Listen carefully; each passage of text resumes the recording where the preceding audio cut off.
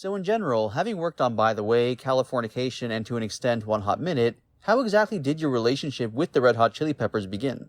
I met Flea, actually, in July of 1983.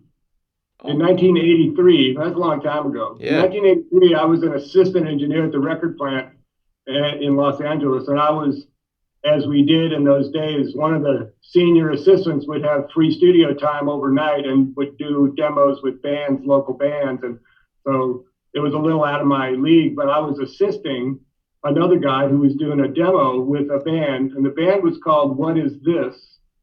And Hillel was in that band. That's cool. And so that night we were recording a song called Mind My Have Still I. And I remember Flea came bouncing in, very young at that time, 1983. You know, he was a young man and full of energy, and everything was great. And we didn't really exchange numbers or connect or anything, but that's the night I met him. And that was also within a day or two of him getting his Jimi Hendrix tattoo on his arm. That's cool.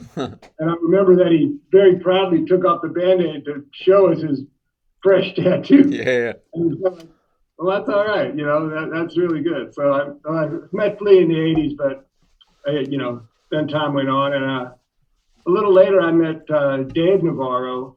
Cool. He's the cousin of a really good friend of mine, Dan Navarro.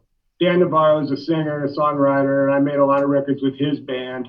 He had a band called Lowen and Navarro, and they wrote hit songs. And Dan actually wrote the song "We Belong," big hit record for Pat Benatar, and they had a record deal back in the day.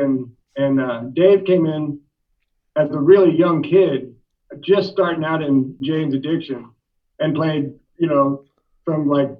This was a real folk rock kind of record, so he was struggling through an acoustic guitar part just to get his cousin on the record. So I met Dave when he was a little kid, and I met Flea when he was a little kid, and then and then time went on, and they had their career, and everything was going great, and they made a couple of records.